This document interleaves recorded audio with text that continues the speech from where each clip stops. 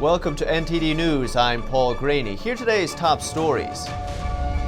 Results are in. New Hampshire's primaries put Senator Bernie Sanders out front in a narrow win. While Sanders declares victory, Pete Buttigieg is in a close second. The U.S. seeks more Nato help in the Middle East. Defense Secretary Mark Esper says he hopes to ease the burden on the U.S. military forces in the region. Nearly 200 Americans are released from a 2-week coronavirus quarantine. They're celebrating their freedom after health officials confirm none of them have the virus. And Samsung is offering its latest foldable phone, a retro-style flip phone with modern capabilities.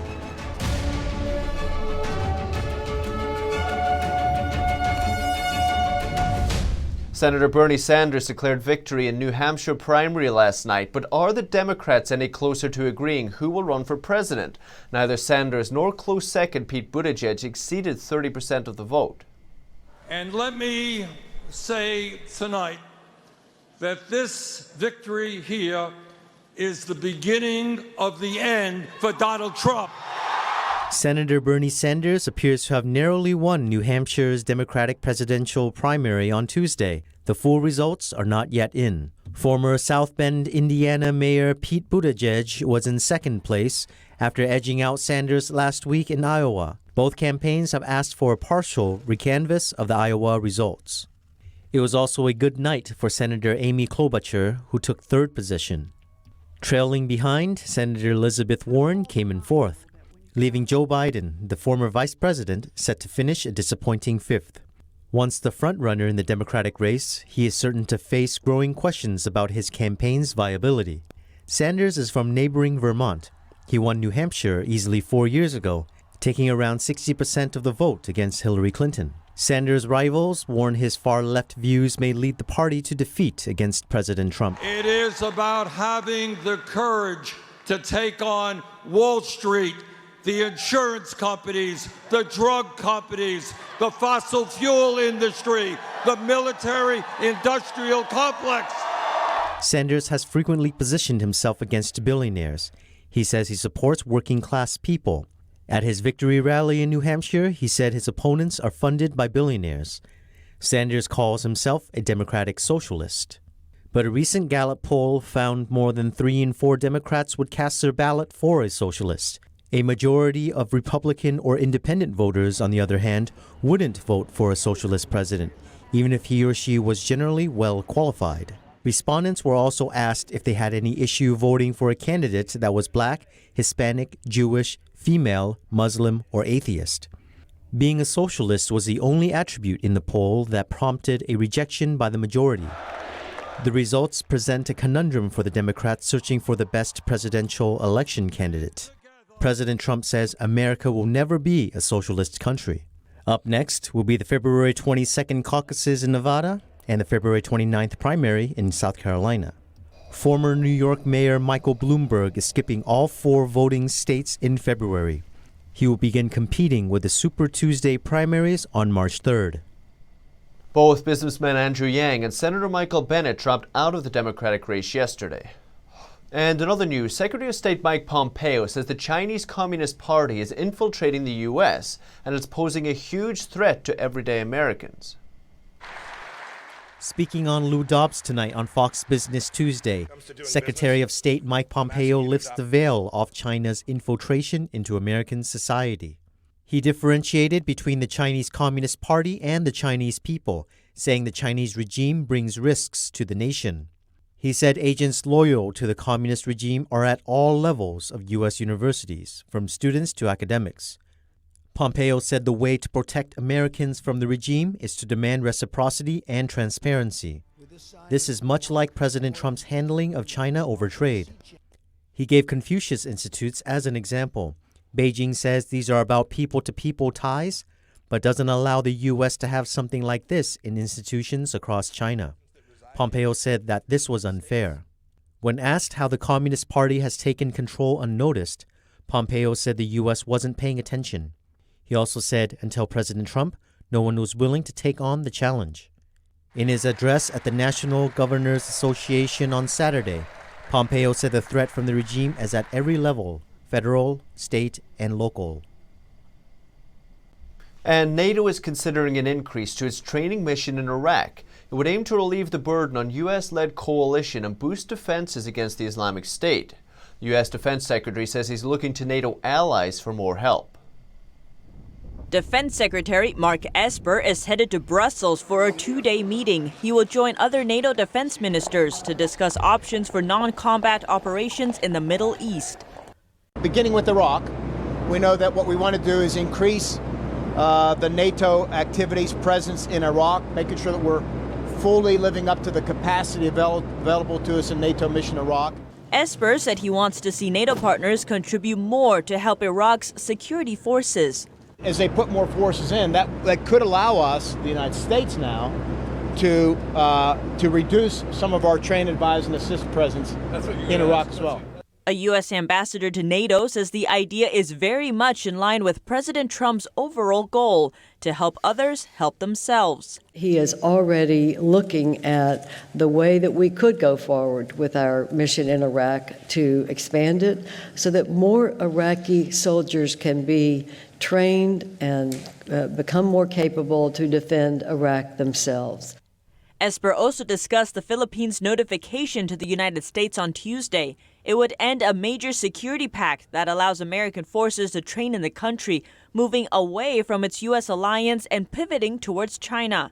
He called it a move in the wrong direction and said China must follow international rules and norms.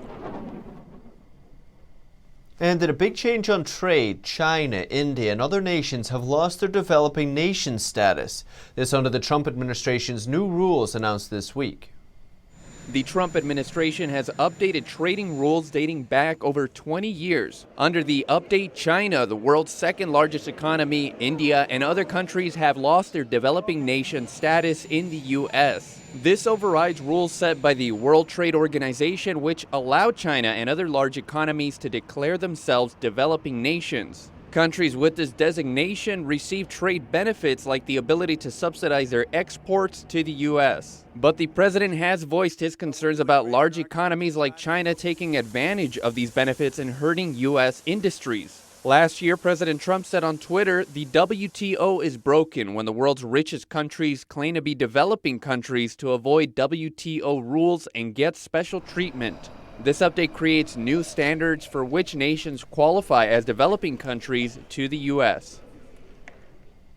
Secretary of State Mike Pompeo and Ivanka Trump are at the White House today. They're co-hosting the Women's Global Development Prosperity one-year anniversary.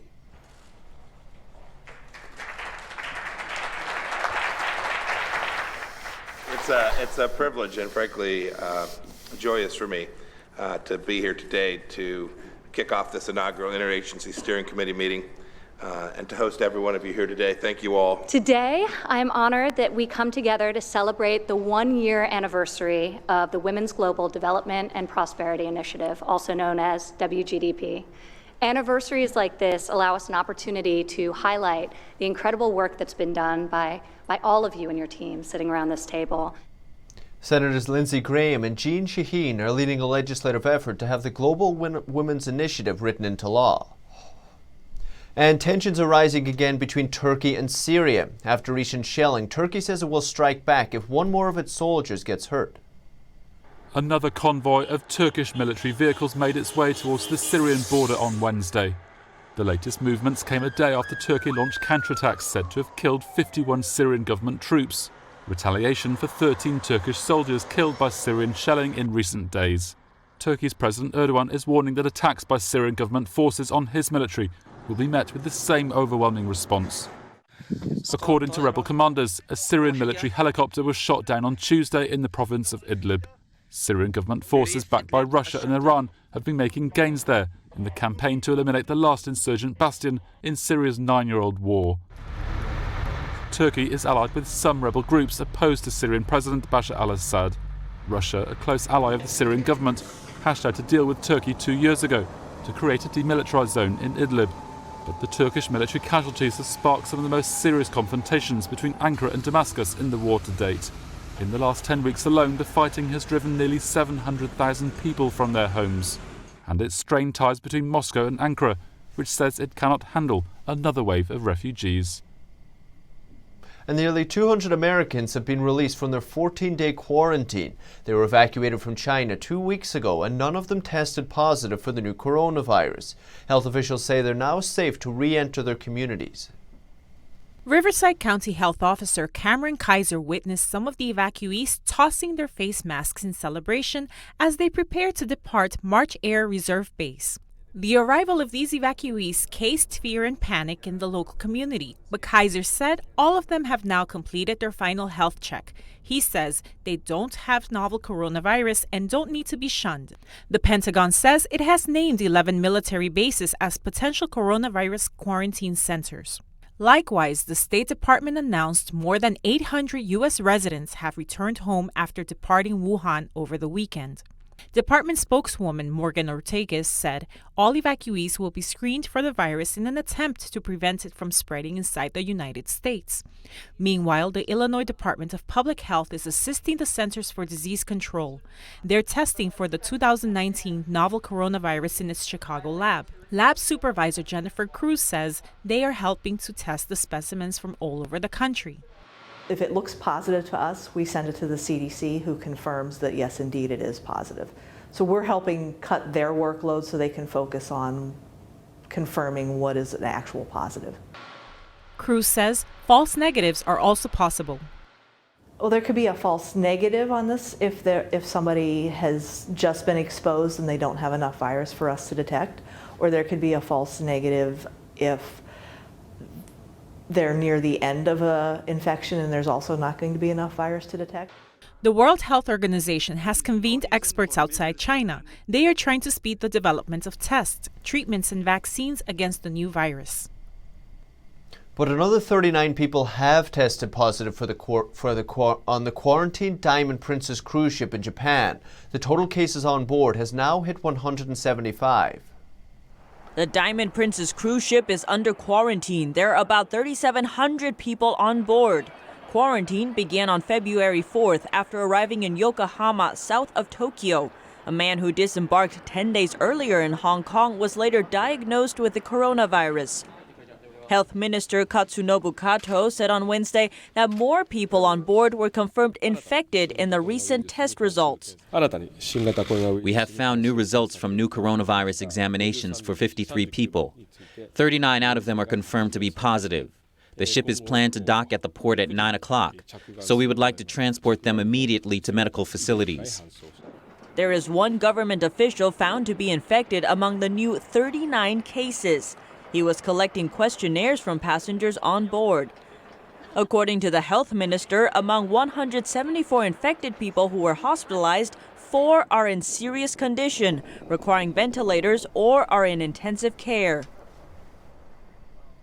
A global expert affiliated with the World Health Organization says the outbreak is just beginning outside of China, while inside China, the regime's medical advisor says the disease is about to hit a peak. And still to come, questions about the real scale of the virus outbreak inside China remain. This as factories are given new orders to produce large quantities of body bags. More on that when we return.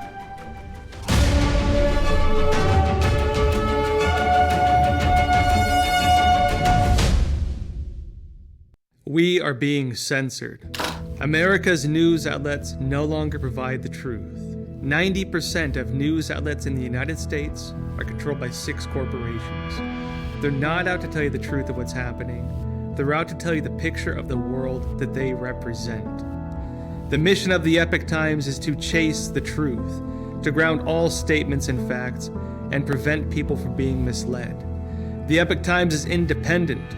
We're not controlled by any special interests, and we never will be. The Epoch Times is a non-partisan media. That means we don't stand for any political party. This is a battle between truth and deceit, a battle between forces that would ensnare this country in ignorance, and between a media that wants to present you with the truth. Subscribe today and join the Americans who are seeking truth and tradition. We'd love to have you on board.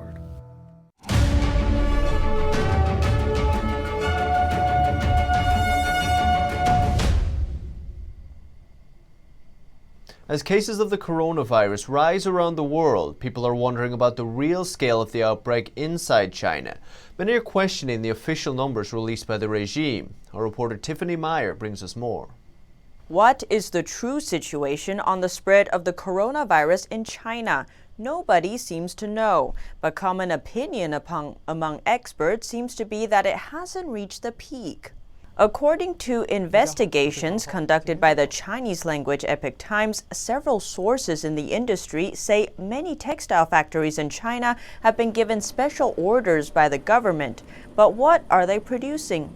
You might think it's more face masks and protective suits to combat the virus, but it's not. Instead, the factories are now producing body bags. One said they're producing 1 million of them. This raises questions about how serious the situation really is. Due to the sensitivity of the information, we won't reveal our sources' identities. In China, over 80 cities have been put on lockdown. In some cities, the army and police have taken over. But the situation inside the army is getting grim. The Hong Kong-based Information Center for Human Rights and Democracy reported on Tuesday at least 50 confirmed cases and 2,500 people quarantined across the Navy, Air Force, and Army. Now to the transmission of the coronavirus. 2 confirmed cases in Hong Kong have raised fears about how the virus spreads. 2 people from the same apartment building became infected, but they live on different floors. The floors share the same drainage system, raising fears the virus could spread through the pipes. A research team from Japan concluded that at least half of the confirmed cases got the virus from silent carriers, or people who showed no symptoms at the moment of transmission, but were already infected with the virus. This research is based on 52 confirmed cases from 6 countries, including China and the U.S. The fight against the coronavirus in China is becoming harder and harder. So who is leading this fight? At the end of January, Chinese authorities created an anti-epidemic team. But the team does not include a single epidemic prevention expert or officials from the country's National Health Committee. Instead, the 9 include members of the Central Propaganda Department and the Ministry of Public Security. Netizens are already calling the team the Anti-Civil Resistance Team. In the wake of the outbreak, China's resources are stretched to the limit. Now some local authorities are laying their eyes on private property. Some Chinese cities are now allowed to take possession of private property.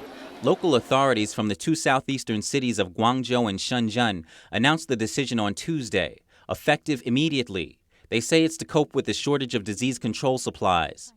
Both cities have now given themselves the right to take equipment, facilities, real estate, vehicles, and other supplies from local businesses and individuals for disease control purposes. Cars and even private buildings may be seized. Local authorities say they will offer compensation and return the assets if possible, but people are not reassured given what happened in Wuhan. There, officials are taking college dorms as quarantine centers.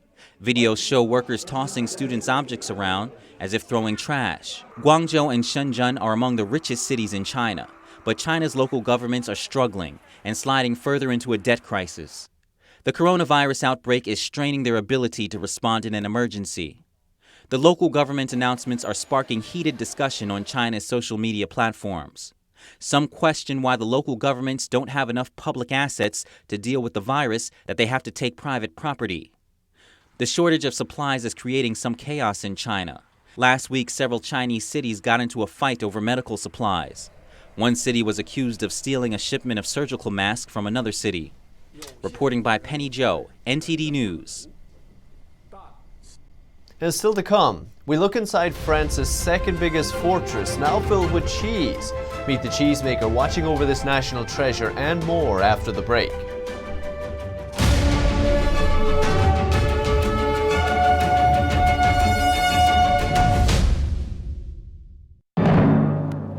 Absolutely the #1 show on the planet. I love it. Breathtaking. Incredible. Awesome. Very exciting. Mesmerizing. Really enjoyed it.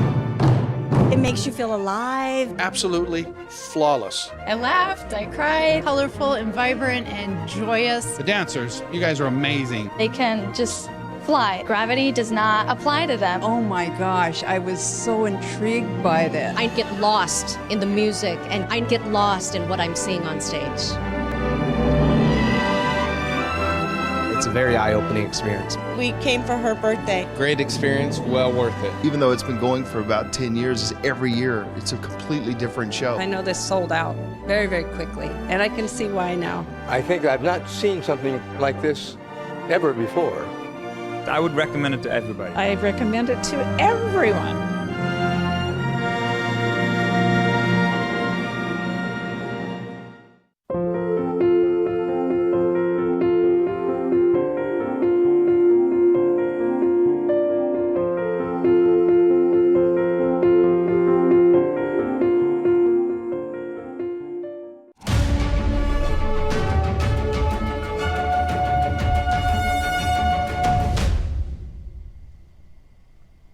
Samsung is introducing its new foldable flip phone. Last year it did release a phone with foldable screen technology, but its latest phone has a very different design. Samsung introduced a foldable screen flip phone on Tuesday. It's the company's second attempt at putting out a phone with foldable screen technology. Although the technology is novel, some think the cost of the Samsung Galaxy Z Flip at nearly $1,400 could hold back its success. I think foldables are an exciting new category. They're totally different. They drive you to use your phone in very different ways. And I think people are actually going to really like it. They're not going to like the price point, and that's a challenge. Last year, Samsung released the Galaxy Fold. Unlike the Galaxy Z Flip, it has a plastic screen and some design challenges that led to a delay in its release. The Z Flip is all glass, but has a retro flip phone design. The critical thing with the Galaxy Z Flip is it's got to work reliably. It's got to avoid any potential problems like they had with the first edition of the Fold. I think Samsung learned a lot of lessons from the Fold. The Galaxy Z Flip will come out on Friday. It will be available in black, purple, and some countries will get a gold edition. Organizers of the Mobile World will decide today whether or not to cancel the event. This after several major European telecom companies pulled out over coronavirus fears. Dutch Telecom, French company Orange, and British company BT ditched the event, along with Finnish company Nokia. The departure left the Barcelona event without some of its main backers. Conference organizer GSMA was due to hold a virtual meeting of its board, consisting of 25 industry bosses, to discuss options. The telecom industry's biggest get-together, scheduled for February 24th to 27th, typically draws more than 100,000 visitors to Barcelona. A source close to the organization said it was preparing a statement. And fortresses are good places to keep treasures. One example of that is a French castle hosting 140,000 Conte cheeses. They slowly age before they're ready to eat. Our France correspondent David Vives takes us there. This is a ritual that has lasted decades for Floral CEO Jean-Charles Arnaud. J'écoute le fromage. I'm listening to the cheese. The real question is, did I really get what it's trying to tell me? Arnaud has spoken the language of cheeses since a young age. He says jokingly, it all started when he was put inside a large copper pot and couldn't escape. That's where his passion for Conte cheese began. A few decades on, he still appreciates the little miracles. Texture is always the cheese's cornerstone. Here it is mellow and soft. This cheese has a long-lasting taste of caramelized pear with a very light taste of chocolate. I couldn't imagine that was possible. This is mystery. It's marvelous. Arnaud's family has lived inside France's second largest fortress since 1997. The fortress, built under Napoleon in the early 19th century, preserves some of France's most famous treasures, cheese. 140,000 Conte cheese rounds are slowly aging in miles of maturing cellars. Refining Conte cheese is also a chemical adventure. Different temperatures, constant moisture levels, and strict hygiene is required for the perfect cheese. The stone walls and arches play a role in circulating air, as does the river that runs underneath. There are also secrets linked to the architecture. Mange tous les jours avec du lait frais. Cheese is only made of fresh milk with absolutely no chemical products. We will help develop more than 100 billion different forms of microorganisms in it in the first 3 weeks. Euroflor exports 20% of its cheese, mostly to the United States. But the U.S. tariff hike on European goods, including cheese, might change that. Perhaps 30% tariffs might be okay for customers, but if it's up to 100%, we would stop exporting for sure. More than a matter of business, according to Arnaud, U.S. customers enjoy cheese as much as the French. Reporting by David Vives, NTD News. And still to come, a winner at the 144th Westminster Dog Show in New York. Over 2,600 dogs went nose to nose. See who won when we return.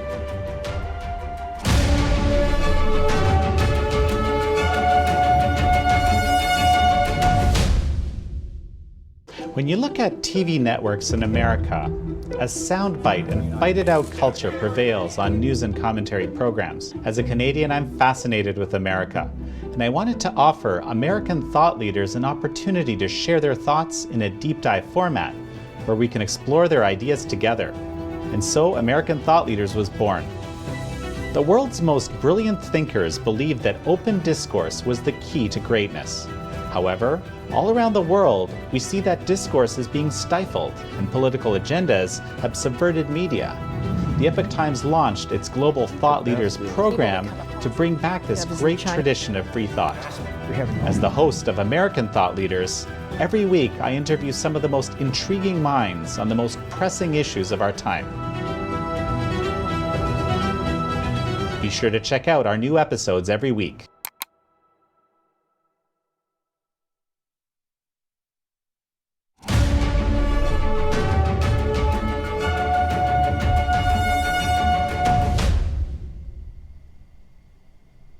We get a sneak peek at some vibrant orchids that will debut this Saturday at New York City's Orchid Show. Famous designer Jeff Leatham is responsible for the bold and colorful vision. Let's take a look. Numerous shades of purple, red, yellow, and orange pop out at you. Each gallery its own unique, colorful, aesthetic experience. That's exactly what famed artistic director Jeff Leatham had in mind as he arranged each intricate detail, resulting in this exquisite work of art. Theme of this year's show is a color kaleidoscope, and the reason we chose that name is because every room you walk in, when you walk through the observatory, there's a different color experience, there's a different experience with textures and all the different varieties of these beautiful orchids. The New York Botanical Gardens' 18th Orchid Show presents a color-filled journey. It starts with a mirrored orchid sculpture arching over a fountain of streaming water. Then, a kaleidoscopic tunnel transports visitors from one color scheme to the next. It took 6 months to piece together this floral adventure, and there's a reason behind the exhibit's wintertime debut. The time of year when people are just starved for color, warmth, humidity, and a little bit of green here in New York City. And it really is the perfect place to be on a cold winter day, surrounded by a tropical rainforest full of incredible flowers. And all these flowers are fascinating to look at. Even within groups of similar colors, each orchid shows off its own personality with a unique design. The setup also captures the orchid's natural habitat, a semi-desert or tropical forest environment. The exhibit opens this Saturday and continues through mid-April. A beautiful sneak peek and a nice break from the winter weather. And a winner at the Westminster Kennel Club Dog Show in New York City last night. More than 2,600 dogs from around the world came to compete. The moment has arrived when the winner is announced. Siba, a standard poodle, won Best in Show at the 144th Annual Westminster Kennel Club Dog Show in New York. Just shy of 4 years old, the graceful black female from Northampton, Pennsylvania, triumphed. Her crown of tall black fluff bobbing as she loped around the ring. Rounding out the roster of finalists was Bourbon, a female whippet who won second place or reserved Best in Show. And Daniel, a male golden retriever, seems to have won the hearts of the audience Tuesday night. Chants of Daniel, Daniel echoed from the crowd of thousands. And the Wire Fox Terrier had an edge after the breed took home the top prize last year. This year's competition drew a field of contenders consisting of more than 2,600 dogs, representing 205 breeds from 20 countries. It was the 5th time a standard poodle took home Best in Show in the Westminster Show's 144-year history. And that's the latest updates for now. Thanks for tuning in. Catch up again tonight at 6:30 p.m. Eastern Time.